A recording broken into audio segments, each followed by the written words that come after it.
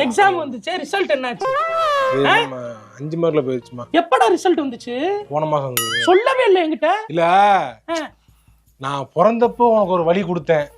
இந்த மாதிரி உனக்கு நான் ஃபெயிலா போயிட்டு இருந்திருந்தேன், அது ஒரு மனசுக்கு ரொம்ப வலியா இருக்குல்ல. இந்த மாதிரி வலியை மட்டுமே தரமேன்னு எனக்கு ஒரு இதாயிருச்சுமா. உன்னை கஷ்டப்படுத்த வேணாம், நீ தாங்க மாட்டேன்தாம்மா நான் உன்கிட்ட சொல்லாம விட்டேன். அப்படியா? நான் போன பின்பும் நீ வாழ வேண்டும், சாக வேண்டும். ஆமா, உன் தம்பி வேலைக்கு போயிட்டான், சம்பாதிக்க ஆரம்பிச்சிட்டான், கை நிறைய சம்பாதிக்கிறான், இந்த கார் வாங்கிட்டான். இவரு உங்க அப்பா நான் இருக்கேன்னே உனக்கு மரியாதை கொடுத்துருக்காரு. நான் மட்டும் கண்ணை மூடுனேன்னு வச்சுக்க, உன் ஜோலி முடிஞ்சு. அவனுக்கு கல்யாணம் ஆகிற வரைக்கும் தான் நான் இங்க இருப்பேன். கல்யாணம் ஆயிடுச்சுன்னா அவன் வீட்டுக்கு போயிருவேன். அடுத்த தடவை கிளியர் பண்ணிடுறேன் நானு. எக்ஸாம் கிளியர் பண்ணிடுறேன் அடுத்த வருஷம். என்னத்தை கிளியர் பண்ண நீ வந்து உட்கார்ந்து பாக்கியலட்சுமி பாக்குற, சிறகடிக்க ஆசை பாக்குற. சிஸ்டர்னால டைவர்ட் பண்ணனும்னு சொன்னாங்க. வேலைக்காரியை வச்சு கல்யாணம் பண்ண மாதிரி ஒரு சீரியல் வைப்பாங்களே, என்னடா அது? அது இப்ப ட்ரெண்ட் இல்ல, வேற ட்ரெண்ட் மாதிரி இல்ல. அதையும் உட்கார்ந்து பாத்தியா நீ? பாண்டியன் ஸ்டோர்ஸ் வரைக்கும் பாக்குறியே. இங்க பாரு,